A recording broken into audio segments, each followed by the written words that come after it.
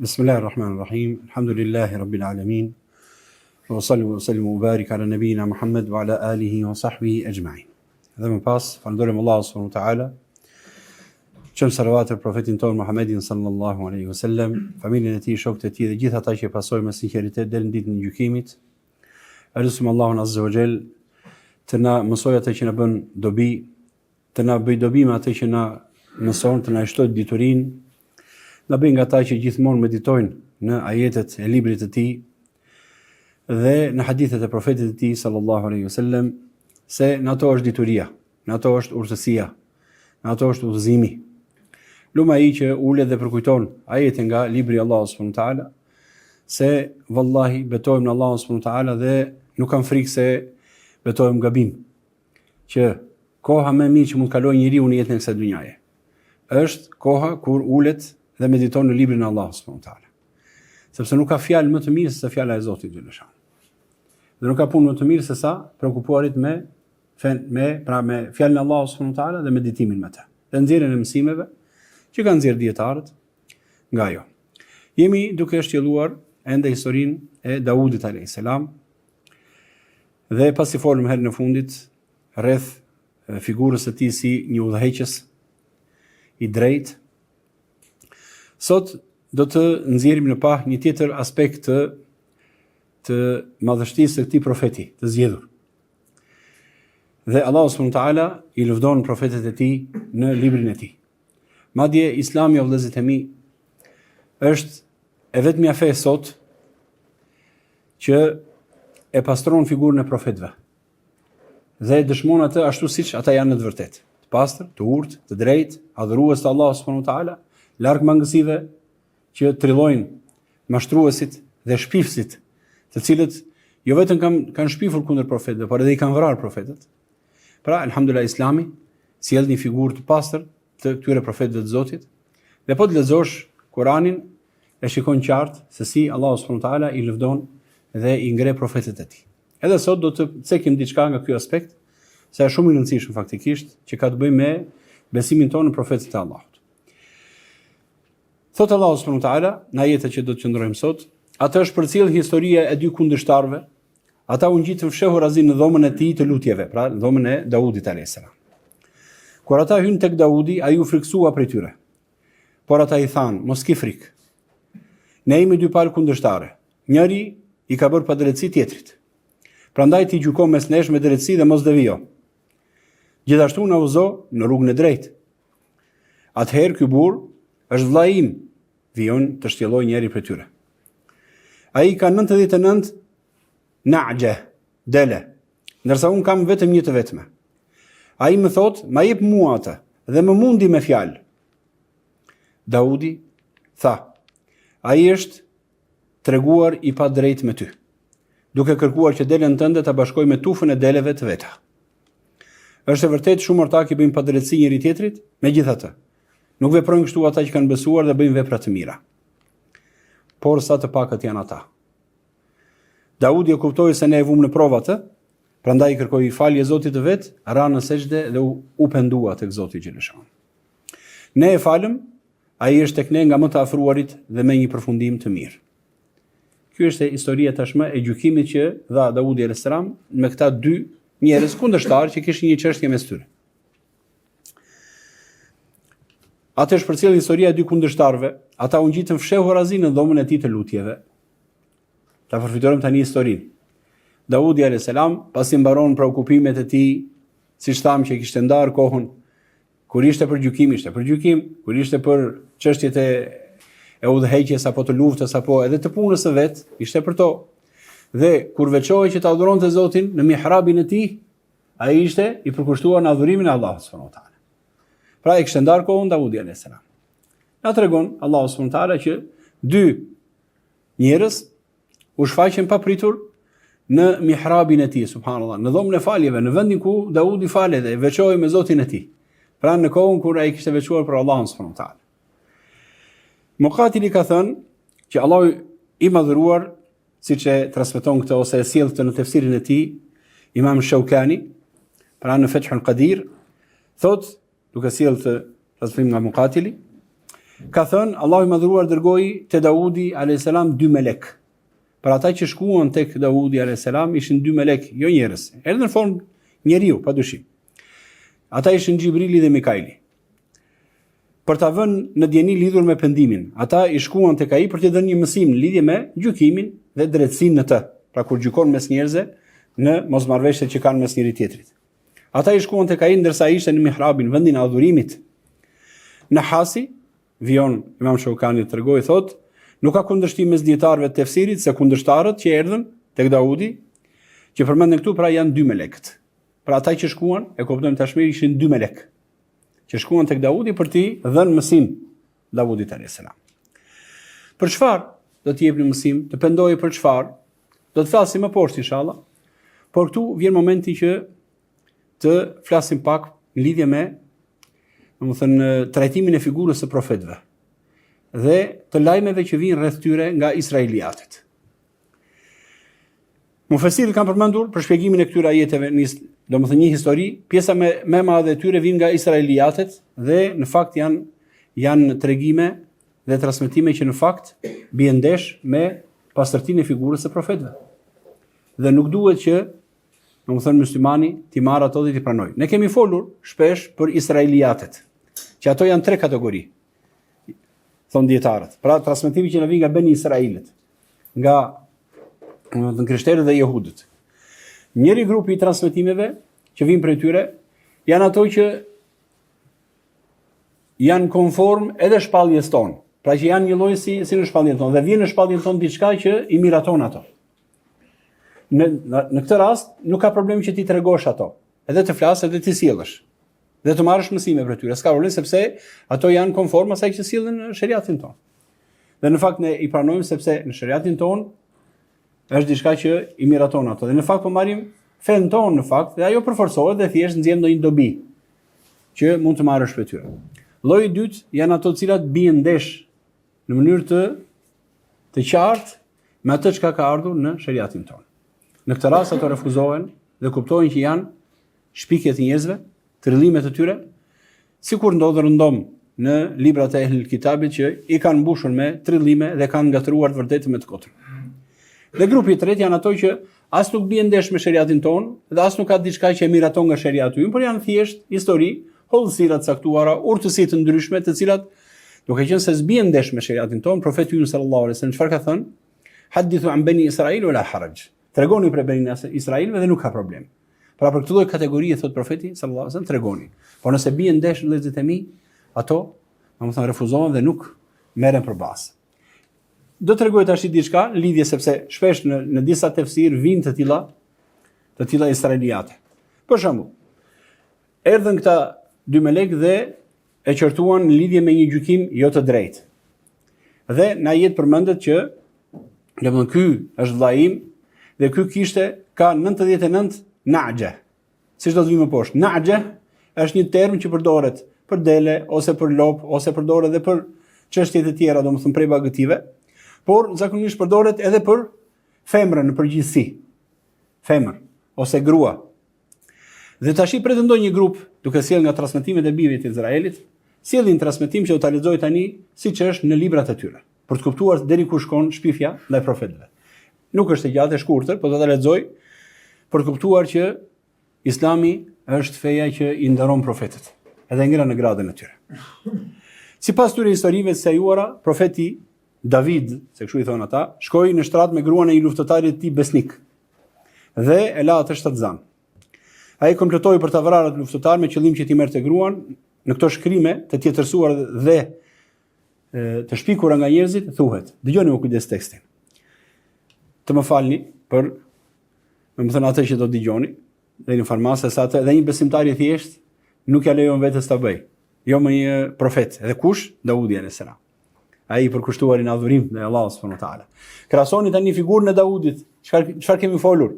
Adhurimin e tij, përkushtimin, drejtësinë, trimërinë e tij në luftë. Të shikoj të bie në një gabim të tillë, dëgjoni me kujdes. Një mbrëmje Davidi u çua prej shtratit dhe po shëtiste në terracën të shtëpisë mbretërore. Nga terraca pa një grua tek diku në një shtëpi atje tek polahej dhe ishte shumë e bukur. Davidi dërgoi për të marrë hetime se kush ishte ajo grua. i treguan se ajo ishte Betsabeja, e bia e Eliamit, gruaja e Uri Heteut. Uri. Atëherë Davidi dërgoi lajmëtar për ta sjellë tek ai. Kur erdhi ajo tek Davidi ra me të, që posa ishe pastruar nga të përmuajshmet e saj. Tashmë ishte pastruar dhe ishte gati. Pastaj u kthye në shtëpitë vet. Gruaja mbeti shtatzanë. Dërgoi për të lajmëruar Davidin dhe i tha: "Ngjiza, unë kam ngjizur tashmë fëmijën tënd." Davidi dërgoi njerëz te Joabi, dërgoi tek unë Uri Heteun. Pra, dërgoi fjalë tek ushtria, sepse ky ishte në luftë, në ushtri, me ushtri domethënë në luftë diku, në një front. Dërgoi tek unë Uri Heteun. Joabi dërgoi tek Davidi Urin. Uri erdhi tek Davidi. Davidi e pyeti si ishte Joabi dhe ushtria dhe si shkonin punët e luftës. Atëherë Davidi i tha Urit: "Zbrit në shtëpinë tënde dhe laj këmbët e tua." Uri doli prej pallatit të mbretit dhe i që dërguar pas tij haje, domethënë ushqim, prej tryezës së mbretit. Pra mbreti dha dhe ushqim Urit.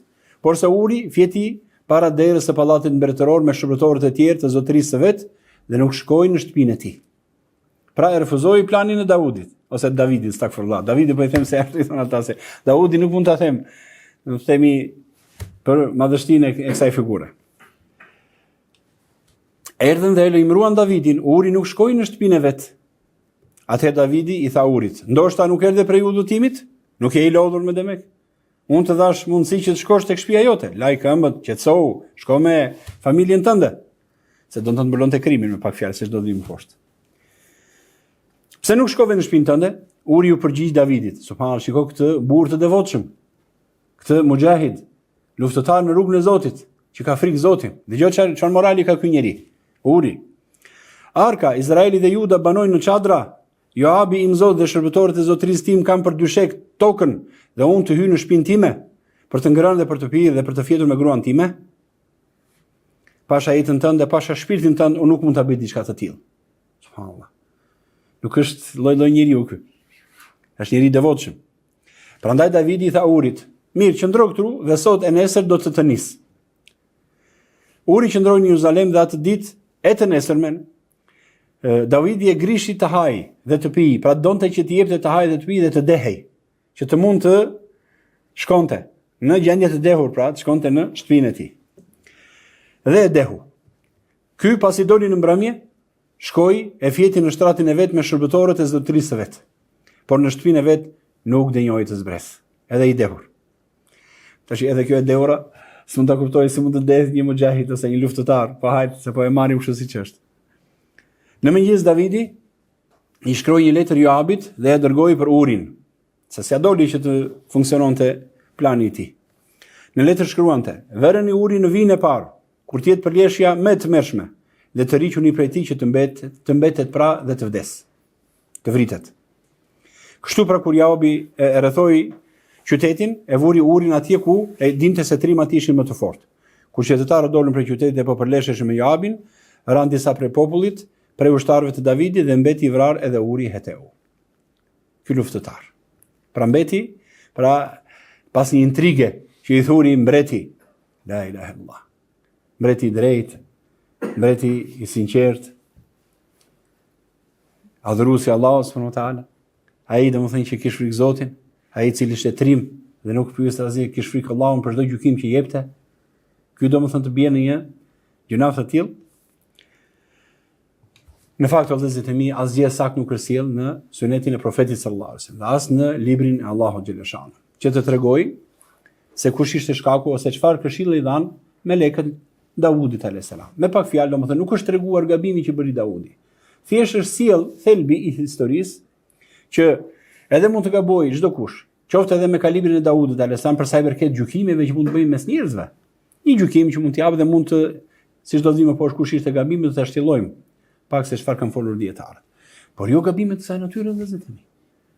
Muslimani besojnë që profetët janë të ruajtur nga gjunafet e mëdha, të cilat dëmtojnë besnikërinë e profetit dhe dëmtojnë themi saktësinë e transmetimit. Një gënjeshtar, një intrigues, nuk mund të besohet që ai të sjell të pandryshuar fjalën e Zotit. Ai që bie pre e epsheve të kësaj natyre, ai mund të ndryshojë çdo gjë.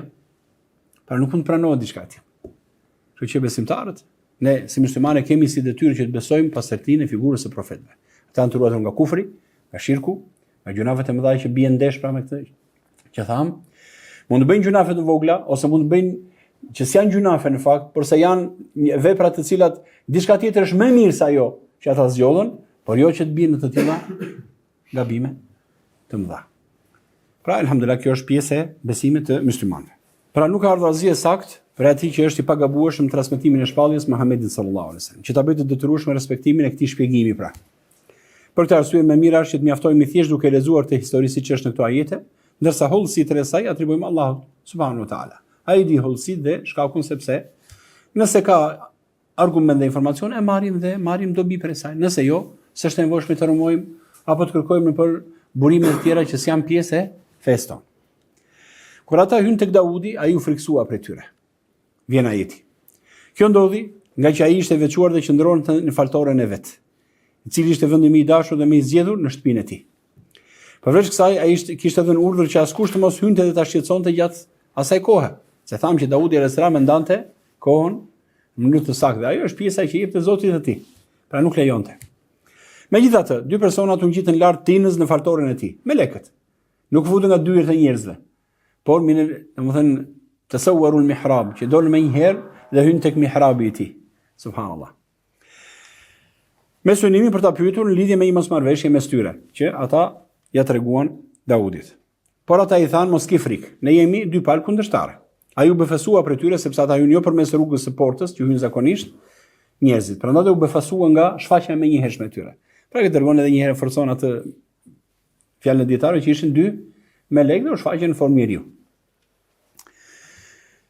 Njëri nga ata foli dhe tha, njëri ka bërë padrejtësi tjetrit, prandaj ti gjyko mes nesh me drejtësi dhe mos devijo. Gjyko mes nesh me drejtësi dhe mos mbaj anën askujt. Kjo thirrje, në fakt, për drejtësi tregon disa parime thelbësore. Edhe një herë, gjyko mes nesh me drejtësi dhe mos devijo nga e drejta. Gjyko me drejtësi dhe mos devijo nga e drejta. Kjo tregon pra për dy disa parime thelbësore që duhet të respektohen në çdo proces gjykimi ose zgjidhje konfliktesh. E para, detyrimi për sinqeritet nga palët. Pra, para se të kërkohet drejtësi nga një gjykatës ose ndërmjetës, palët vetë janë të detyruara të sillen me sinqeritet vëllezërit. Ata nuk duhet të fshehin fakte, të keq interpretojnë realitetin apo të ndërtojnë narrativ, një tregim të rrem që të favorizon veten e tyre, secili. Pra, kur paraqitet çështja për gjykim, ajo jepet e qartë nga të dyja palët. Është detyrë. Dhe këta çfarë i thanë? Ne i kemi padrejtësi njëri tjetrit. Pra njëri ka bërë padrejtësi. Tani ti do të gjykosh dhe secili do të jap, gjyko me drejtësi dhe mos devijo nga e drejta.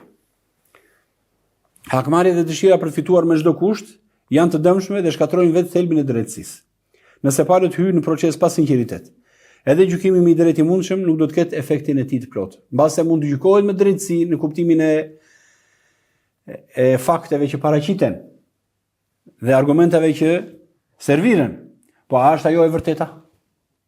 Ti mund të gjykosh e mban drejtësinë me fakte që t'i jepen, po ajo është e vërteta? A është apo s'është? Këtë e shikon Allahu subhanahu wa taala. Prandaj, që në fillim dy njerëz ku shkojnë për të gjykuar, të dy, dhe kjo është pjesë e moralit të muslimanit. Pra muslimanët ku shkojnë dhe gjykojnë duhet të japin saktësisht. Edhe kjo vjetë edhe më pas do të vijë do dallohet, sepse ata thotë, ky është vllai im, pra do ta trajtoj sikur është vllai jot, ky është vllai im. Dhe ndodhi kjo. Pra tha që ky është vllai im, e trajtoj si vlla. Do ta trajtosh një lloj sikur ti ishte e drejta jote. Por ti kërkon të drejtën, në mënyrë që të mos marrësh diçka padrejtësisht nga vllai jot. Së dyti, detyrimi i gjykatësit për paanësi absolute. Kërkesa mos devijo, përfshin kërkesën se gjykatësit mos anoj nga asnjëra palë. As nga frika, as nga favori, as nga interesi personal apo social, apo nga inati, apo nga ndonjë konflikt që mund të kesh me dikë, konflikt interesi që mund të kesh me njërin palë, madje në këtë rast ndoshta edhe pengohet gjykimi, nëse domethënë gjykatësi ka konflikt interesi në mes, nuk jepet çështja gjykojë ai, edhe njerëzit i kanë vërejtur tilla çështje, pra nuk duhet të ketë asnjë shkak që ai të dalë nga drejtësia. Ai duhet ta shikojë çështjen me syrin e të vërtetës dhe drejtësisë pa u ndikuar nga ndikimet e jashtme. Së treti, padrejtësia si shkak i prishjes së rendit shoqëror. Fakti që njëra palë pretendon se është bërë padrejtësi është dëshmi që shoqëria nuk mund të jetë e qetë duke lënë padrejtësinë të lulëzojë vëllezërit e mi. Nëse padrejtësia nuk vihet në vend, të shkojë drejtësia në vend, pra të hiqet, largohet padrejtësia, gjithë shoqëria do të ketë problem. Shoqëria ku shfaqet zullumi, shfaqet e keqja, është shoqëri që po shkon drejt shkatrimit dhe ndëshkimit nga Allahu subhanahu wa taala, drejt kaosit, drejt frikës, drejt luftës, konflikteve që nuk kanë për të mbaruar. Nëse nuk kujdesesh. Pra një padrejtësi e pa adresuar mirë, e pa zgjidhur themi, sjell armiqësi, prishje të marrëdhënieve si dhe pakënaqësi kolektive themi, gjithë popullit. Pra drejtësia nuk është vetëm çështje private mes dy vetave, por garanci për shëndetin e gjithë komunitetit. Kështu që ai që gjykon duhet të mbajë drejtësinë sepse si thot subhanallahu profeti sallallahu alaihi wasallam. Allahu xhaleshanuhu e ndihmon dhe i jep fitoren një mbreti të drejtë që mban drejtësinë edhe nëse është kafir, nëse është kafir. Nëse mban drejtësinë, i jep fitoren dhe ndihmon edhe nëse është kafir, mohues. Sepse drejtësia është, Allahu subhanahu wa taala ka bërë detyrë drejtësinë ndaj vetes së tij. Dhe e ka ndaluar pa drejtësinë, ja ka bërë haram pa drejtësinë vetes së tij dhe ka bërë haram pa drejtësinë mes nesh. Dhe ka urdhëruar të mbajmë drejtësinë. Nga perspektiva islame, ky parim përputhet me urdhrin që thot Allahu subhanahu wa taala: "Inna Allaha ya'murukum an tu'addu al-amanati ila ahliha wa an tahkumu bayna an-nas bil 'adl." Allahu subhanahu wa taala ju urdhëron që t'u jepni amanetet atyre që u takojnë dhe ju urdhëron që kur gjykoni mes njerëzve, të gjykoni me drejtësi. Pra, në çdo çështje konflikti, dyja palët duhet të jenë të sinqerta dhe të gatshme për të paraqitur realitetin ashtu siç është, pa e manipuluar. Këtë nxorëm nga kjo fjala që gjyko me drejtësi dhe mos ano. Dhe që dyja palët që gjykojnë me drejtësi duhet të jenë të qarta, të sakta, dhe kjo është pjesë e edukatës së muslimanit. Edhe kur ka shkon që të kërkojë hakun dhe ka një mosmarrveshje, duhet t'i sqarojë të gjitha anët. Pse sa ai nuk po kërkon që të fitojë me patjetër vendimin e gjykatësit. Po kërkon të vërtetën. Vetëm me të vërtetën ai do të jetë rahat. Do flej rahat, do të hajë ushqimin rahat, do të hajë halal, e do të jetë i bekuar nga Allahu subhanahu wa taala. Ndyshe do të dalë në një farqosh ajo, nëse ki merakun. Miles që njëtë në kësaj dynjane, pa drejtësi i jep Zoti Gjeleshanu u anxhir kokën që në këtë dynja. Përveç ndëshkimit që ka ruajtur në ahiret. Pastaj ai thanë gjithashtu, na udhëzon në rrugën e drejtë. Nga kjo kupton se dyja palët po kërkonin të vërtetën e qartë, pasi devijim. Duke qenë se ata po kërkojnë gjykimin e drejtë, nga kjo mund të kuptohet se ata do të tregonin versionin e tyre saktësisht dhe pa shtërmërime. Se kur thonë që na udhëzon në rrugën e drejtë, e përforcuan akoma më shumë fjalën e tyre. Pra duam udhëzimin e drejtë, nuk duam të më bësh shefin mua ose të influencohesh nga fjalët e mia. Pra dua të vërtetën. Nuk dua domethënë që me patjetër të më kënaqësh mua ose të godasësh kundërshtarin tim. Pra, na udhëzo. Wahdina ila sawa'is sirat. Pra në rrugën e drejtë. Tani diçka e drejta dhe e vërteta. Këtu bëhet një dallim thelbësor që shpesh nuk merret parasysh. E drejta nuk është thjesht ajo që vendos gjykatësi vëllezërit e mi. Madje është një rregull. Edhe nëse gjykatësi, pra vendimi i gjykatësit nuk e bën halal diçka, nëse ti në vetdije je i ditur dhe je i bindur që është haram për ty. Vendimi i gjykatësit nuk e bën halal atë gjë. Pra unë fitova gjyqin, dolëm gjyq, nxorëm faktet. Këtu e kupton se çfarë sistemi të prishur të drejtësisë ka ngritur tani. Nëse avokati është i aftë që nëpërmjet fjalëve, manipulimeve me fjalë, manipulimit të vetë ligjit, gjetjes së hapësirave të ligjit, shfrytëzimit të ndonjë ligji që është, domethënë jo shumë i qartë, jo shumë i prerë, ka mundësinë domethënë që të bardhën ta bëjë të zezë, dhe të zezën ta bëjë të bardhë. Përmes niveleve të gjykimit që i kanë sjellë sot, i kanë stisur, kanë mundësi domethënë që çdo lloj të drejtë të ta mohojnë dhe të ta marrin. Është krimur. Pra, nuk është e nevojshme. Duhet domethënë faktet paraqiten të sakta dhe alhamdulillah gjykon me faktet, me drejtësia që i ka dhënë Allahu subhanahu wa taala këtë të drejtë. Së pari, disa pika që sqarojnë këtë temë. Gjykimi mund të gabojë, e vërteta jo. Gjykimi i gjykatësit mund të gabojë, ose e vërteta nuk gabon. Në shumë raste historike, por edhe në kohën e sotme, domethënë, gjykatësi ka dhënë një vendim që më pas është zbuluar se ka qenë i padrejtë. ose sepse është bazuar në prova të pasakta, ose sepse është manipuluar nga ndonjë palë. Kjo tregon se vendimi juridik nuk është i barabartë me të vërtetën tek Zoti xheleshano. Një vendim mund të jetojë në letër, por të mos qëndrojë në realitet. Prandaj profeti sallallahu alajhi wasallam tha: ju vini gjykoheni tek unë. Dhe ndodh që njëri mund të jetë më elokuent, më i aftë që të shtjellojë hakun e tij dhe të kërkojë hakun e tij se sa tjetri. Tjetri s'është i aftë ta bëjë diçka të tillë. Dhe ndodh që unë jap dikujt diçka nga haku i muslimanit. Nëse nuk e ka të drejtën ta marr, ai le ta marr, merre. Po le ta di se i kam këputur një copë nga zjarri i xhehenemit. Merre ose lere. Merre ose lere. Kuptimi i profetit sallallahu alajhi wasallam. Pra, e shpjegoi profeti që edhe vetë profeti i Allahut, që gjykon me drejtësi, ai bazohet përsëri në fakte, se gjykasi nuk i lejohet të gjykojë me logjikën e tij ose me themi mençorinë e tij, por se i jepen fakte dhe mbi to gjykon. Por duhet kujdes edhe një, pra, që ta dinë palët që edhe nëse fiton në gjyq, fitove diçka, mos kujto se u bë halal për ty. Edhe të lejohet që ta marr, vallahi do të nxirr Zoti hundësh. Dhe ke për ta marr, domethënë ke për ta parë ku është haku pastaj.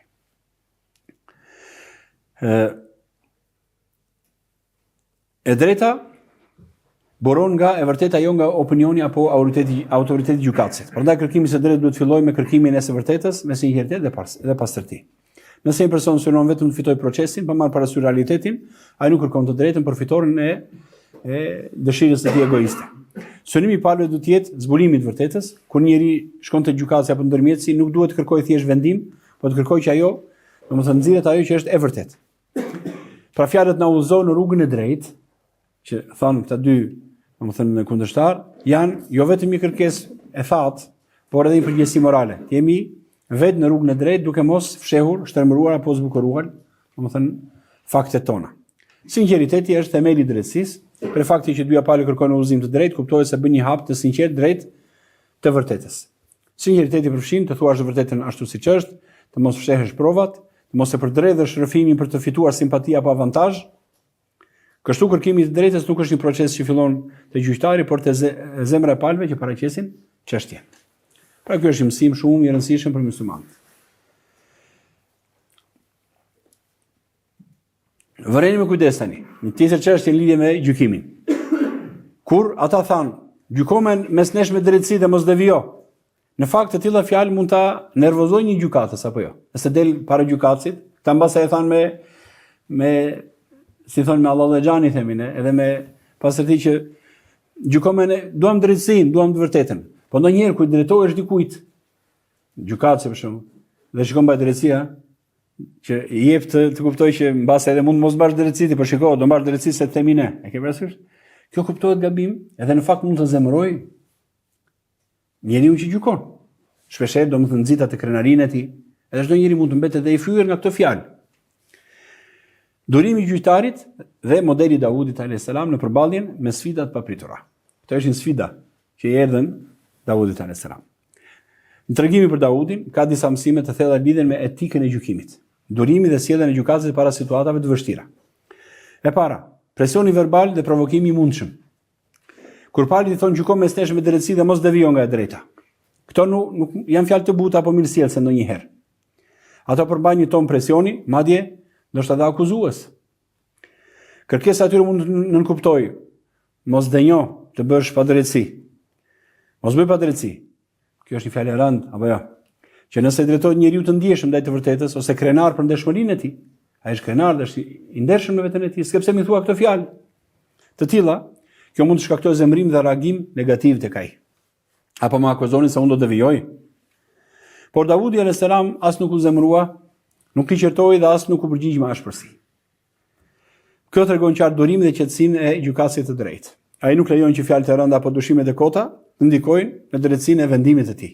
Së dyti, shfaqja e papritur dhe shqetësimi fizik, është shqetësuar e friksuar në një vend që ai ishte i vetmuar dhe askush nuk hynte në të. S'kish njeri që të hynte ta shqetësonte Davudin alayhis salam. Hynte të shqetësuar.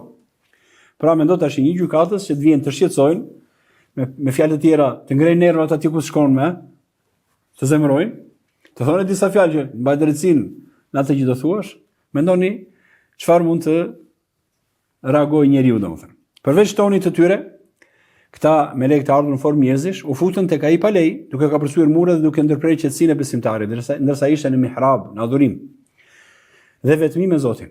Të shfaqeshin në mënyrë të papritur në një moment kaq të shenjtë dhe me një kërkesë urgjente, do ta kishte shqetësuar këdo. Çdo njeri pra do revoltohej. Përkundrazi Daudi u trondit për një çast, por nuk e humbi gjykimin e tij të drejtë. Ai e ruajti balancën, dëgjoi çështjen, shtriu kujdesin e gjykimit dhe dha vendimin në përputhje me të vërtetën. Pa lënë hutimin ose zemërimin të ndikojnë logjikën e tij. Mësimi nga kjo sjellje e Daudit alayhis salam. Ky tregim na mëson 3 cilësi të çmueshme të gjyqtarit. Ndonjëherë edhe të çdo njeriu, kur kërkohet gjykimi ose kërkohet diçka prej tij, pra nuk është vetëm gjyqtari, por se në rastin e tij është më e rrezikshme. E para, durim para vështirësive, një gjykatës duhet të jetë i baraspeshuar, edhe kur palët shfaqen në mënyrë të pakëndshme, pa rregulla ose pa etik. Po kërkohet për te gjykimi i drejtë, nuk po kërkohet të rebelohesh kundër atyre që të zemërojnë, kundër atyre që, domethënë, vënë pikpyetje drejtësinë tënde, të fyjen, të ofendojnë, mbandje mund të jetë edhe synuar kjo gjë. Ti kërkohet gjykimi i drejtë jot dhe kërkon pa anshmëri dhe mos ndikim në emocionet e tua. Së dyti, qetësi në provokime verbale. Akuza, thirrje të ngulshme ose tone nxitse nuk duhet të tronditën urtësinë dhe aftësinë për të vendosur drejt. Dhe së treti, neutralitet emocional. Gjykimi nuk duhet bazohet në gjendjen e menjëhershme të ndjenjave, por vetëm në të vërtetën që kërkon Allahu subhanahu wa taala. Prandaj se thot profeti sallallahu alaihi wasallam: La yaqdi al-qadi wa huwa ghadban. Nuk lejohet të gjykojë dikush, një gjyqtar, kur është i zemëruar. Sepse zemërimi nuk le që gjykosh drejt. Do jepësh një influencuar nga zemërimi ose inati ose reagimi, emocioni. Pra nuk lejohet, thot profeti sallallahu alaihi wasallam. Pra për të qenë i drejtë, gjykatësi duhet të jetë para së gjithash i aftë të frenojë, domethënë veten e vet, të durojë presionin, të përballojë fjalë të rënda dhe veprime të papritura, pa u larguar nga drejtësia dhe e vërteta. Pra ky është një shembull që tregon se drejtësia nuk mund vendoset pa durim dhe qetësi, sidomos nga ana e gjykatësit. Ai që ka zemër të qëndrueshme, që nuk ndikohet nga fjala e rreth dhe nuk e trajton rolin e vet për shkak të zemërimit, është i denj, pra që të jetë gjykatës dhe të ketë shpërblimin e madh të kësaj figure të gjykatësit të drejtë. Vazhdojmë me ajetin, thot Allahu subhanahu wa taala, duke treguar fjalët e tyre. Atëherë, ky burr është vllai im. Pra, hadha akhi. Ky është vllai im, pra që të dy u paraqiten që janë vëllezër. Çfarë vëllezër? Thon dietarët. Pra fillimisht tregoi se kundërshtari i tij ishte për të si vëlla. Mund të jetë vëlla në fe, në besim, në gjak ndoshta, farefis, që mund të jetë dhe vëlla gjaku. Ose ndoshta për shoqërinë e ngushtë që kishin. Pra tashmë kemi një çështje mes dy njerëzve të afërm. Kjo nuk kupton që mes tyre duhet të ketë një, domethënë kishte një padrejtësi dhe ligësi. Mendo, mes të afërmve kur ndodhin të tilla probleme vëllezërit e mi, çështja është shumë e madhe. Pra, ke parasysh kjo është një çështje që duhet ndahet me shumë kujdes. Pse? Sepse një vendim i gabuar në këtë rast është shumë i keq se mes dy njerëzve të huaj. Sepse kjo do të çojë edhe në, domethënë, përçarjen mes tyre të zemrave. Largimi, kaputin lidhje farafisnore, mund të çojë në urrëtie, mund të çojë zot na ruaj edhe në krim. Pra, do një kujdes shumë të madh në trajtimin e saj. Nëse do ndodhte ndonjë padrejtësi mes dy njerëzve të tillë, kjo do të ishte një ligësi më e madhe se sa në ndonjë rast tjetër. Për këtë arsye, ai filloi të shpjegonte mosmarrveshjen, pra vion. Dhe thot, ai ka 99 na'je, ndërsa un kam vetëm 1. Fjala na'je, sikur se tha në arabisht, do thot dele. Po kështu quhet edhe një nga llojet, pra lopët e egra ose kafshët, bagëtit ose tufat. Kjo fjalë nën kupton edhe gratë gjithashtu, pra femrën.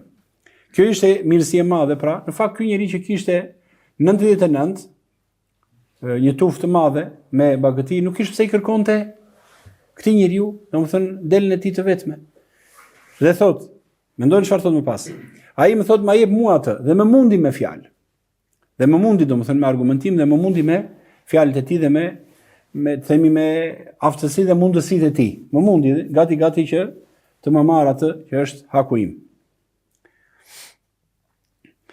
Pra vazhdoi të kërkonte atë me ngulm prej meje dhe gati më mori atë. Daudi dëgjoi dhe duke u nisur nga fjalët e tyre të mëparshme, të cilat i jepnin të kuptojë se ata thoshin të vërtetën, gjykoi se nuk kishte nevojë të dëgjonte edhe palën tjetër. Dhe disa thonë që kjo mund të jetë, domethënë ajo nxitimi, themi I gjykimit të Daudit, megjithëse nuk është treguar qartësisht. Madje Ajeti domethënë duke parë se ata janë vëllezër, dhe ai nuk u kundërshtoi, për para tjetër kundërshtoi, nuk foli që jo s'është e vërtetë kjo që ta ky dhe të nxirrte argumentin e vet. Sidoqoftë, disa thonë që kjo mund të jetë që nuk e dëgjoi palën tjetër, por unë mjaftua me këtë në përshkrim që dha, duke qenë se edhe tjetër nuk është se e shfaqi, domethënë themi refuzim. Pasi u dëgjoi me kujdes çështjen, tha, natyra njerëzore ka prirje, pra ai është treguar i padrejt me ty, tha Daudi alayhis salam, duke të kërkuar që delën tënde ta bashkoj me tufën e deleve të veta. Është vërtet shumë ortak i bëjmë padrejtësi njëri tjetrit. Kjo është verdikti që dha, domethënë Daudi alayhis salam. Natyra e njeriu ka prirje të qëndrueshme drejt dëshirave, pasioneve dhe kënaqësive kalimtare. Nëse lihet i lirë pa udhëzim dhe pa mbikëqyrje morale, njeriu prirje të përmbush çdo lloj dëshire dhe epshi, edhe nëse kjo sjell padrejtësi ndaj vetes apo të tjerëve. Ky është një realitet që vërteton përvoja e njeriut. Kështu janë njerëzit, kërkojnë që të marrin sa të munden për veten e tyre, pavarësisht se hyn në hak të tjerëve. Pra dhe ky ajet që na tregon prirjen e njeriu drejt padrejtësive dhe epshit. Ky ajet na zbulon një të vërtetë të hidhur shumica e marrëdhënieve njerëzore, qoftë në ortakëri ekonomike, shoqërore apo politike, prishen nga prirjet egoiste. Pra që ka njeriu. Nga dëshira për përfitim personal dhe nga padrejtësia. Natyra e njeriu është e prirur të kapë sa më shumë për vete, të pushtojë, të sundojë në dëm të tjerëve. Allahu subhanahu wa taala përmend këtë kur thotë në Kur'an, njeriu është i nxituar për të keqen, ashtu sikurse është i nxituar për të marrë të mirën. Dhe thotë Allahu, inna an-nafsa la'ammaratun bis-su'. Nafsi padyshim sura Yusuf. Padyshim nafsi është nxitës për të keqe. Pra gjithmonë nxit. Dhe kështu është natyra. Pra padrejtësia nuk është gabim i rastësishëm, por është pjell e një shpirti të papastruar, një zemre të lidhur me dëshirat e saj dhe jo me Zotin xheleshano. Pra Daudi alayhis salam tha me shumica e njerëzve, dhe në fakt shumë ndodh. Kjo ishte përvoja e një gjykatësi të drejtë, siç ishte Daudi, që njerëzit të tillë janë, dhe kjo është prirje e njerëzve. Prandaj duhet njerëzit të jenë të kujdesshëm dhe të mos e teprojnë në kërkimin e këtyre, domethënë, të padrejtave. Megjithatë, vijon Daudi alayhis salam dhe thotë, nuk veprojnë kështu ata që kanë besuar dhe bëjnë vepra të mira, por sa të pakët janë ata. Prapë thekson, domethënë janë të pakët ata që prapë nuk bien në padrejtësi. Ky është përjashtimi vetëm ndaj prirjes për padrejtësi, vëllezër. Besimi i sinqert dhe puna e mirë. Këto dy vlera ndërtojnë brenda njeriu ndërgjegje morale që kufizon vetveten. Pra kufizon njeriu brenda hakut. E para, imani i jep njeriu ndjesinë e përgjegjësisë para Allahut. Illal ladhina amanu. Pra kush është ai që s'bën padrejtësi? Vetëm ai që ka besim të sinqert. Kjo kuptohet nga e kundërta apo jo? Pra nëse njeriu e shikon, mund të jetë musliman, por shikon që ai kërkon hakun e tjetrit, e kërkon ta marrë padrejtësisht, e kërkon të përmbush se s'bën dëshirat e veta, atëre çalojnë këto dy drejtime që ka përmendur në ajet. Imani dhe punët e mira. Imani dhe punët e mira. Sepse imani dhe punët e mira e bëjnë që njeriu të ushqejë shpirtin, të ushqejë devotshmërinë, të ketë frikë Allahut. Ndryshe, nëse si bën ato, nuk është i aftë mbaj drejtësinë. Do bie prehë dëshirave të tij. Deshi apo s'deshi.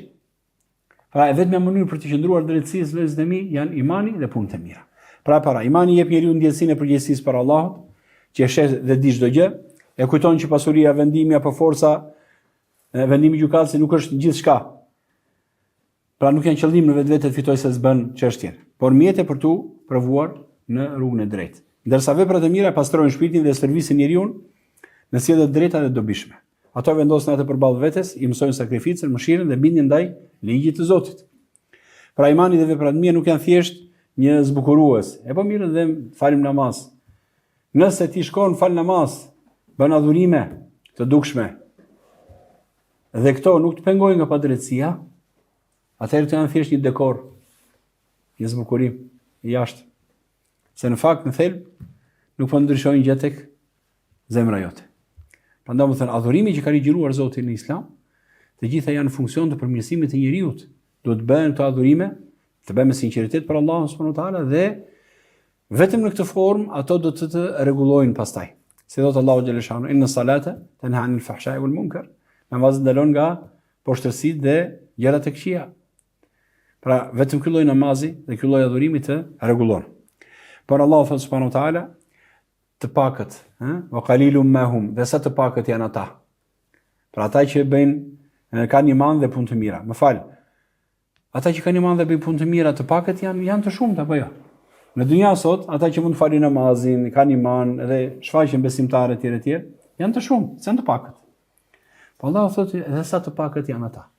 Kjo tregon se sa e rrezikshme është hipokrizia në besim, subhanallahu. Shumë e vështirë njeriu, domethënë që vërtet të jetë i sinqert me Allahun xhalesha. Prandaj të punosh me sinqeritetin është sfidë shumë e madhe. Shumë nga dietarët e vjetër kur i thoshin këto fjalë, domethënë orësi thon këto fjalë ta njerëz që dietarë të mëdhenj. Kam punuar me sinqeritetin thotë për 40 vjet dhe nuk e di akoma domethënë e kam arritur apo jo. Sepse kur thua që besoj Allahun dhe bëj punë të mira dhe jam i sinqert me Zotin, kjo do të shfaqet në veprat dhe marrëdhëniet që kemi me të tjerë, në drejtësinë. Pra kjo është, si tha domethënë njihet njeriu në udhëtim, pra nëse udhëton me të dhe nëse ke të bësh me çështje financiare, pra ke një çështje konflikti. Si tha, e një filanin e njoh. Ke udhëtuar me të? Jo. Ke pasur ndonjë çështje konflikti në financiar ose ndonjë problem me të? Jo. Atëherë ku je? Ku je? Njeriu shfaqet në momentet e tilla, të vështira. Ku ai duhet domethënë që të lëshoj ose që elhamdulillah ta thotë vërtetën edhe kundër vetes së tij. Këtu shfaqet. Nëse gjen njëri të tillë që e thot vërtetën edhe kur është kundër vetes së tij. Edhe ai domethënë do vërtet të sinqertën dhe ulet, dëgjon këshillën, e pranon atë, atëherë ke kapur thesar. Është thesar. Ai njeri është thesar. Duhet njeriu domethënë të shoqërohet me të tillë njerëz dhe të mësojë prej tyre. Nëse ka të tillë. Nëse njerëz që nuk pranojnë këshillën, nuk pranojnë. Po të kthehesh pak në fillimin e historisë. Subhanallahu. Njeriu Iblisi. Ademi alayhis salam gaboi apo jo? Edhe Iblisi gaboi. Ademi alayhis salam çfarë bëri? Pranoi gabimin. O Zot gabova. Nëse nuk më fal, nuk më mëshiron, jam i shkatruar. Iblisi, unë jam i mirë sa ai. Pse dallove mbi mua? Refuzoi. Eba wastakbara. Ktheu shpinën, u tregua mendje madh. Përçmoi njeriu. Mbi vlerësoi veten e tij. Këto janë ndryshimet mes atij që ka iman dhe punë të mira, vërtet, dhe atij që shfaqet si i tillë. Prandaj dhe kur thot Allahu subhanahu wa taala wa qalilum ma hum, ja sa të pakët janë ata, mos u habit. Elus Allah na bëj nga ata të pakët. Nëse Allah na forcohet na përmirësoj. Arsyeja është e qartë, rruga e drejtësisë dhe devotshmërisë është e vështirë. Kërkon sakrificë, mbikëqyrje të vazhdueshme të vullnetit, kërkon t'i vesh pasionet me frerët e besimit dhe me arsye të drejtë. Kjo është arsyeja pse shumica e njerëzve ose e shmangin të vërtetën, ose e shtremërojnë kur bien ndesh me interesat e tyre. Daudi e kuptoi se ne e vum në provë, domethënë ai kuptoi se ishte vënë në provë. Daudi mendoi se Zoti e sprovoi kur e ngarkoi të gjykonte ata të dy, që ai të mësonte dhe të ishte i kujdesshëm në gjykim. Për këtë arsye ai kërkoi falje Zotit të tij për atë gjykim, pastaj u përur dhe u kthye. Pra ra në sejdë dhe u kthye Zotit të tij me pendim dhe adhurime të shumta. I kërkoi falje Zotit të tij dhe ra në sejdë dhe u pendua. Për çfarë gabimi tani, thon dietarët, cila ishte, domethënë, a e ka shtjelluar Zoti, a ka ndonjë argument nga Zoti ose profeti sallallahu alejhi dhe sellem që tregoi hollësisht dhe imtësisht kush ishte konkretisht gabimi që bëri Daudi alayhis salam? Ndërto, nga mendimet që janë dhënë, ndoshta më i parafërti të themi, është që gabimi që bëri Daudi në thonjza është nga ato lloj veprash, të cilat edhe pse për shumë njerëz të mirë mund të konsiderohen si vepra të lëvdueshme, për njerëz të mirë, në fakt kur bëhet fjalë për më të afruarit tek Zoti, siç ishte Daudi alayhis salam, për më të zgjedhurit, më të lartët, ato konsiderohen si punë të mangëta. Pra nuk zgjodhi më të mirën e mundshme. Zgjodhi diçka që nuk ishte ajo që i takon madhështisë kësaj figure se që ishte Daudi alayhis salam. Pra dha një gjykim që nuk i takonte nivelit lartësisë së figurës së tij. Dhe në këtë rast e qortoi Allahu subhanahu wa taala. Dhe rasti i tillë është me profetin ton sallallahu alaihi wasallam. Ja dini qortini që i dha Zoti subhanahu wa taala profetit ton sallallahu alaihi wasallam. Në lidhje me Ibn Mektumin të verbrin, që shkoi dhe po i kërkonte, po e pyeste për fen, kërkonte të mësonte nga feja e Allahut, në mëson nga dija që ka dhënë Allahu. Ishte i verbër ai. Profeti sallallahu alaihi wasallam ishte i zënë me bisedën me parin Kurejshe. Edhe donte që ata të besonin, pra qëllimi i profetit ishte madhështor, padyshim. Por zgjedhja e tij që e la të verbrin, ndoshta edhe me mendimin që ase me këtë kam mundësi të flas në një moment tjetër. Do flas me këtë, kjo nuk ishte më përkryera për figurën e profetit sallallahu alaihi wasallam. Edhe për figurën e Daveçiut. Ati që kërkon të prap fjalën e Allahut ose edhe për treguar Zotin dhe madhështinë, edhe rëndësinë atyre që kërkojnë diturinë, i dha këshill profetit sallallahu alaihi wasallam. E qortoi, e zbriti qortimin ai të Kuranit. E tregoi abasa wa tawalla, e vrenti fytyrën dhe i ktheu shpinën. Kur ati i erdhi, i verbri thot. Jo kështu. E qortoi profetin sallallahu alaihi wasallam. Mos ky ishte gabim themi në një për figurën e profetit sallallahu alaihi wasallam? Po. Pse se nuk duhej. Ai ishte profeti i Allahut, do të përkushtohet për njerëzit e dijes, ata që kërkojnë diturinë, kërkojnë të pastrohen, kurse ata që refuzojnë, as duan t'ia dinë fare për fenë Allahut, nuk e pse të lesh këtë kategori, pra një mësim shumë i vyer, megjithëse ishte gabim, pra në kuptimin e njëjta gjë me Daudin alayhis salam. Pra alhamdulillah, kjo është thelbi ose ajo më kryesore që është thënë lidhje me gabimin që themi bëri në thonjza Daudi alayhis salam. Ndërsa Shekh Saadi Allahu mëshiroj thotë për sa i përket gabimit që bëri Daudi, Allahu më madhëruar nuk na ka treguar konkretisht. Dhe duke qenë se s'na i ka treguar, dhe ky është një rregull që vendos ose që e përmend Shekh Saadi Allahu mëshiroj, pra për gjëra që Zoti vetë subhanahu wa taala nuk të ka sjellë hullësira, dhe as profeti sallallahu alaihi wasallam, është e panevojshme që të rëmosh dhe të kërkosh kush ishte shkaku. S'ka dashur Zoti. Hëngri domethënë Ademi alayhis salam bashkë me Hawan hëngrën nga pema e xhenetit. Çfarë pemë ishte ajo? Më fal, po të ishte nevojshme që ta dinim, s'do ne tregonte Zoti. Po të kish dobi, nuk do ne tregonte Allahu subhanahu wa taala. Pra përderisa s'ne ka treguar, nuk ka nevojë. Kjo është një metodë që na jep Shekh Saadi Allahu mëshiroj dhe dietarët e tjerë. Pra për gjëra të cilat nuk kanë shtjellime me argumente të saktë në fen ton, ajet apo hadith nga profeti sallallahu alaihi wasallam ose fjalët e sahabëve që ata i kanë thënë nga përvoja dhe mësimet e profetit sallallahu alaihi wasallam, atëherë nuk e pse të ngutesh dhe të nxjerrësh të lloj hollësirash. Thelbi është ky. Gaboj në gjykim dhe gjithmonë sa e njeriu gabon duhet të kthehet më një herë, të pendohet me sinqeritet. Në tefsirin e këtij ajeti, Imam Buhariu na tregon domethënë se në transmetim se profeti sallallahu alaihi wasallam kur lexoi këtë ajet, pra që Daudi alayhis salam ajetin për këtë arsye, ja ky është ajeti, ai kërkoi falje Zotit të vet, ra në sejdë dhe u pendua. Kur lexon këtë ajet, në Kur'an ka një shenjë që është ajo shenja e sejdës. Bie në sejdë. Transmetohet që profeti alayhis salam kur lexonte këtë ajet, binte në sejdë. Imam Buhariu sjell rëfimin nga Awami që thot, El Awami e kam pyetur Mujahidin rreth sejdës së profetit sallallahu alaihi wasallam. Dhe ai më tregoi se edhe ai kishte pyetur një lloj Ibn Abbasin. Dhe ai ishte i përgjigjur. A nuk e ke lexuar fjalën e Allahut kur thot në Kur'an në surën An'am? Edhe nga pasardhësit e tij udhëzuam Daudin, Sulejmanin, edhe përmend një grup profetë në surën An'am. Derisa tha, këta ishin ata të cilët Allahu i udhëzoi në rrugën e drejtë, pra me udhëzimin e tyre udhëhiqu dhe ti. Kështu Daudi ishte për atyre profete që profeti juaj Muhamedi, thot Ibn Abbasi, është urdhëruar që t'i pasojë dhe t'i marrë si shembull. Daudi në fund të kësaj ndodhie ra në sejdë. Pra në fund të kësaj që urdhëruat pendoi, ky ajet pra ra në sejdë Daudi alayhis salam, prandaj dhe profeti i Allahut sallallahu alaihi wasallam e mori shembullin e Daudit dhe ra në sejdë. Pra kur lexon këtë ajet gjithmonë bie në sejdë, nga ajetet e sejdës që lexojnë në Kur'an. Dietar kanë mendime të ndryshme, është sejdë detyrueshme vajib apo jo? Kjo është çështje tjetër që është trajtuar në librat e fikut, pra është detyrë, cilat janë rastet që janë detyrë dhe s'duhet ta tolerosh apo jo? Kjo është çështje tjetër, po e mira është të bie njeriu në sejdë. Ne e falem atë dhe ai tek ne është nga më të afruar dhe me një përfundim të mirë. Për ta mbyllur këtë mësim inshallah. Ka një gradë të lartë për Daudi alayhis salam dhe afërsi tek ne thot Allahu subhanahu wa taala. Gjithashtu ai do të ketë përfundim të mirë, një vend të mirë kur të kthehet tek ne pra në ahiret. Dobia nga kjo histori është që Allahu i madhëruar na tregoi siç ishte mirësia që i dhuroi Daudit kur i mësoi që të pendohej dhe ja pranoi pendimin dhe kërkimin e faljes, ashtu duhet edhe ne të synojmë. Pra sa herë që njeriu shikon që gabon, jo vetëm në gjykime, por në çdo çështje, në qëndrimet e tij, në kërkimin ose në padrejtësi që mund bëjë të tjerëve, pra duhet njeriu më njëherë të reagojë, të reflektojë. Mos e lejo veten, mos e vono në kërkimin e faljes dhe çuarin në vend të drejtës. Qoftë edhe me një kërkim falje ose ndjese.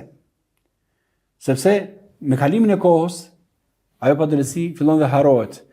Dëshira e njeriu për ta vënë në vend të drejtën zbehet. Largohet, mbase ndoshta mund të ketë faktorë të tjerë që edhe të pengojnë fare pastaj që të shkosh dhe ta rregullosh të çështje. Kështu që njeriu më njëherë me mësimin që duhet pendohet siç bëri Daudi alayhis salam. Dhe kjo e ngre pozitën e besimtarit, kur nuk e ul. Pra, ai që kërkon falje, nëse ka gabuar, subhanallahu, kjo është shenjë e personalitetit të lartë, e besimit të mirë, edhe e karakterit të tij të pastër. Ai që kërkon falje vetëm ai që është burr vërtet. Sepse ai që nuk është burr, ai nuk ka guzim të ballafaqohet. Dhe as nuk shkon dhe ta vë në vend të vërtetën. Ditën e Kiametit Daudi do të jetë për të afërm të Zotit, të lartësuar në një vend të mrekullueshëm, pikërisht në gradat e larta të profecisë, por edhe për shkak të drejtësisë së tij të plotë gjatë mbretërimit dhe sundimit, siç ka ardhur në hadith të saktë. Gjykatësit e drejtë do të jenë në poltronë prej drite në të djathën e të gjithëmëshirshmit. Dhe të duart e tij janë të djathta. Këta pra njerëz kanë mbajtur drejtësinë në familjet e tyre dhe çdo çështje që ju është besuar dhe që ju është lënë në dorë që të gjykonin. Pra këta kanë mbajtur drejtësinë, do të jenë në poltrona të larta tek Zoti subhanahu wa taala, poltrona e drite. Kështu do të jetë Daudi alayhis salam, lutë Allahu subhanahu wa taala na bëj të drejtë në gjykimet tona, në kërkimin e hakut ton, të mos e teprojmë, mos dalim nga drejtësia, se në fundi jetë e dynjas mbaron ato interesa të ngushta, të pakta. Sado që të marrë njeriu për pasurisë apo prestigjit përpara njerëzve, nuk e merr përpara Allahut nëse e ke marrë padrejtësisht. Kaq për të mësim, subhanakallahumma hamdik, ashhadu an la ilaha illa ant, astaghfiruka wa atubu ilaik. Jazakumullahu khair.